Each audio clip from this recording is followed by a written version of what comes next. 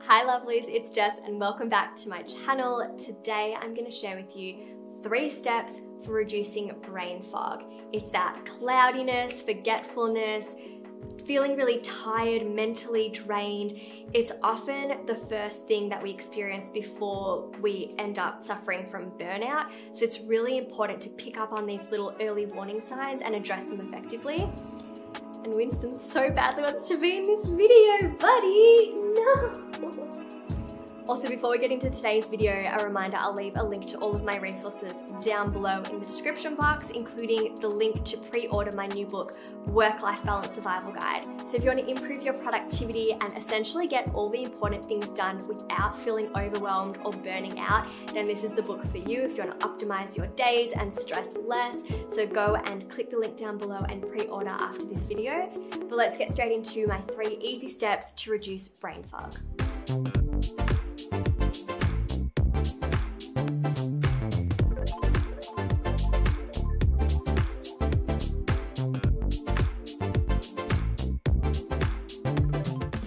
So first, I just want to talk about what is brain fog. So brain fog is a huge barrier to productivity and our personal well-being, but it's so commonly experienced. So how does it manifest? Basically, brain fog can manifest as having trouble staying on task, forgetfulness, making frequent errors you wouldn't normally make, feeling mentally tired and finding it really hard to focus, or even just having trouble bringing words to mind.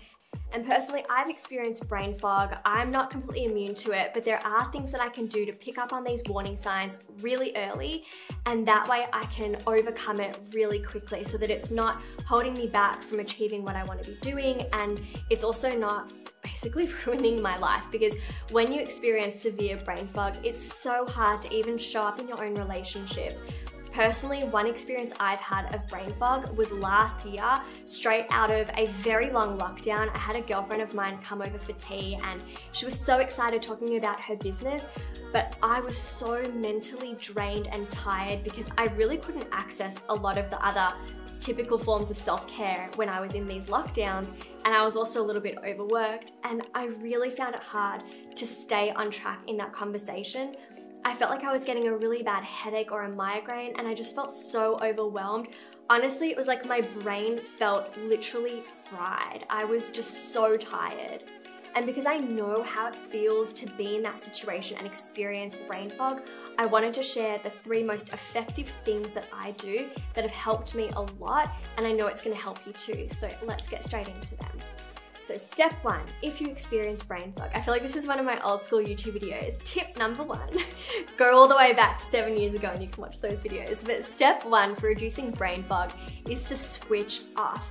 You have to allow your mind to switch off because your brain is tired.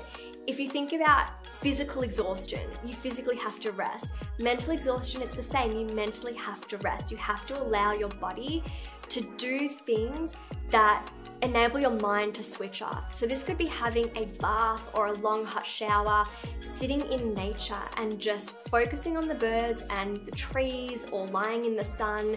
Even creative hobbies and art, or anything that you do with your hands to get out of your head and into your body. It's so grounding. So gardening, pottery, all that sort of stuff. Side note, the other week I was away with Adam and I had a long hot bath for 1 hour and 45 minutes. That was a world record.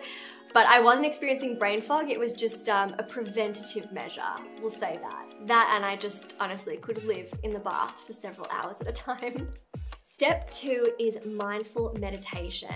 I am really learning a lot about the benefits of mindfulness and practicing what I preach. I've been meditating every day, and the benefits are just so wide. They are amazing. So mindfulness meditation is when you focus more on your body or your breathing.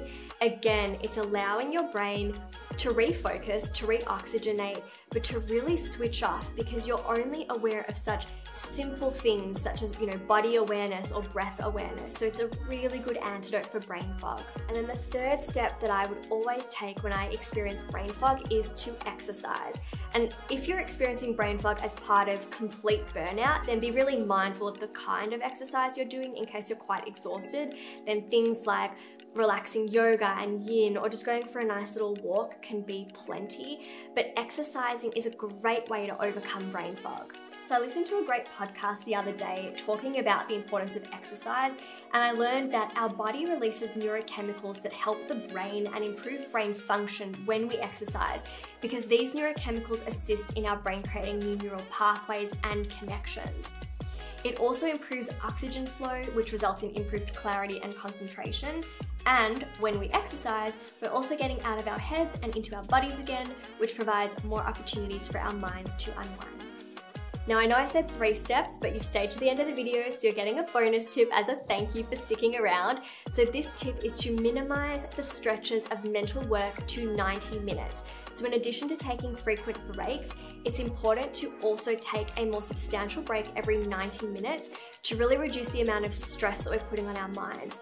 And this is something that I've started to do, especially when I'm in the office. So like my larger break every 90 minutes will be going and moving my car. So it's a bit of a walk to the car park, I move my car, walk all the way back up, and then I'll usually make a cup of tea. It's a really good way to just reset and refresh and allow you to sustain your level of productivity throughout the day and your focus and concentration. So comment below letting me know which tip you found to be the most beneficial, or if you've experienced brain fog, what sort of things work for you? Can we please compile a list of helpful advice down in the comments? Because I feel like that would really benefit a lot of us.